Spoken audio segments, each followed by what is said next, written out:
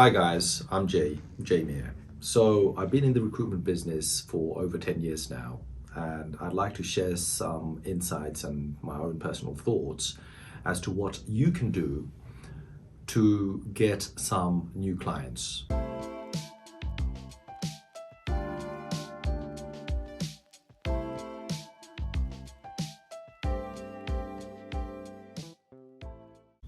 Now, in recruitment, there are two sides of the business. One side is the candidates, the people that you are going to be sending out to work. And on the other side, you have the clients, the people you are going to be servicing, the people you are going to be sending your candidates to. This is just a generic bit of advice in recruitment per se. I'm specializing in the healthcare sector in the UK specifically, and therefore I'm responsible for recruiting healthcare assistants, support workers, nurses, doctors of all types. Now, you may be just thinking about recruitment just generally, maybe in IT or any other sector.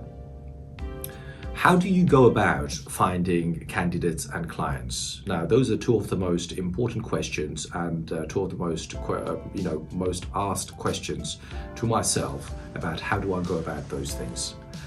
We'll leave candidates for another day. I just want to talk to you about clients and how you can best approach the market in terms of achieving your goal of getting as many clients on board as possible.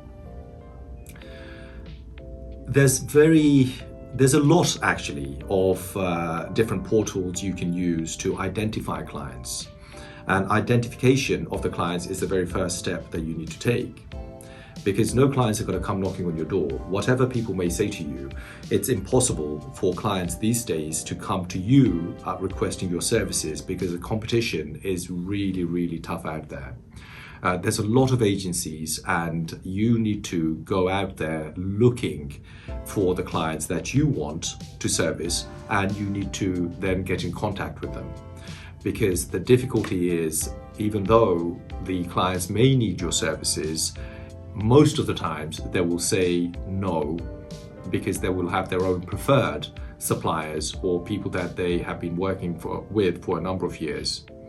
The problem with working with people over a number of years is that, unfortunately, in majority of the cases, because we're human beings and we are creatures of habit, we tend to do the same thing and we don't like change. So even if a supplier is performing poorly or not giving us the greatest of service, we tend to just keep with them because we're familiar with them, and we just don't want to make any changes.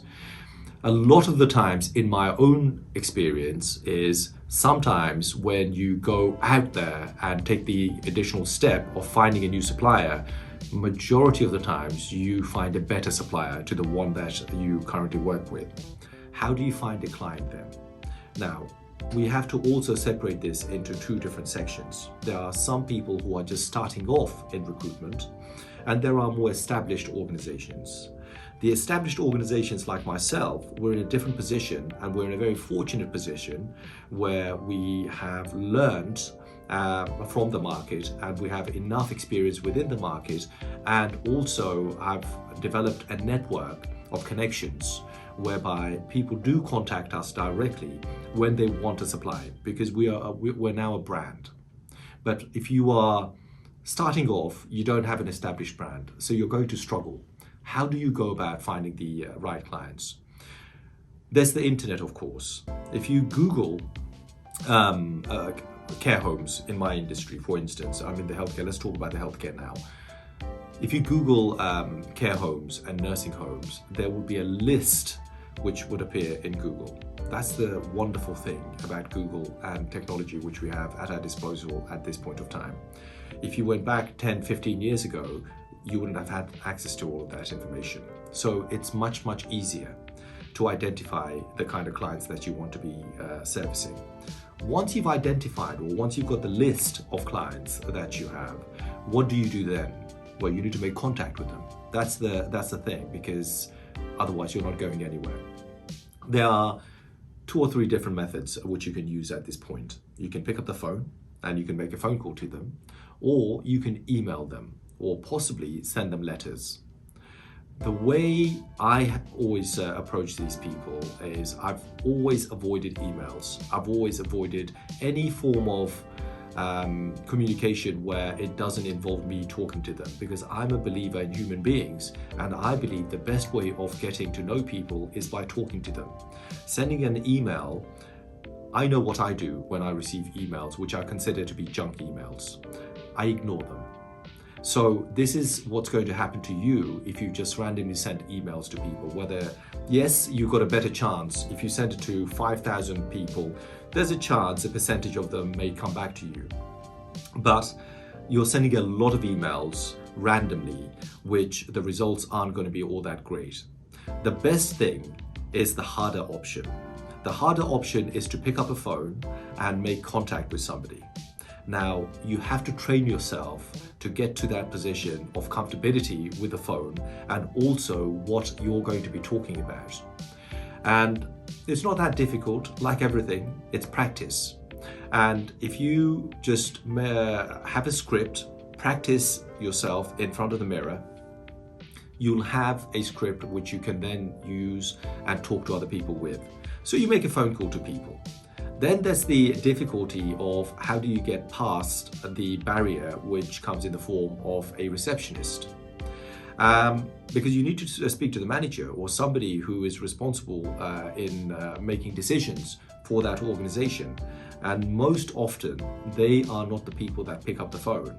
It's going to be the receptionist. So you have to learn how to build a rapport with the receptionist in order for them to put you in touch with the manager.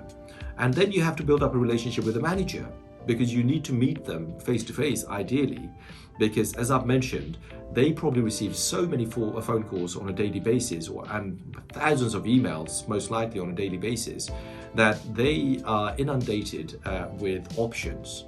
So how do you make yourself different to another agency or another option? Now, those are the things that we will be talking about in more detail in the course. But at this point of time, my suggestion will always be to avoid the emails, etc. at the beginning, to get enough confidence within yourself to be able to pick up the phone and to make a phone call.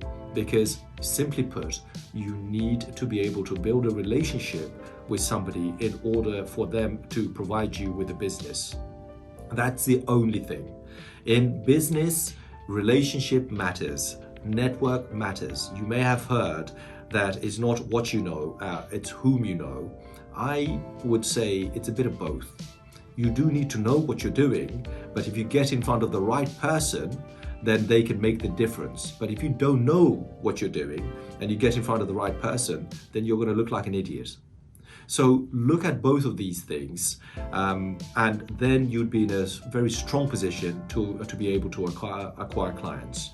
But as I say, if you're a beginner, I'm not going to say anything other than to keep it simple and to pick up the phone and make that a communication and build that relationship at that point. And if you can do that, then you will be in a position where you're successful. And you only need one client.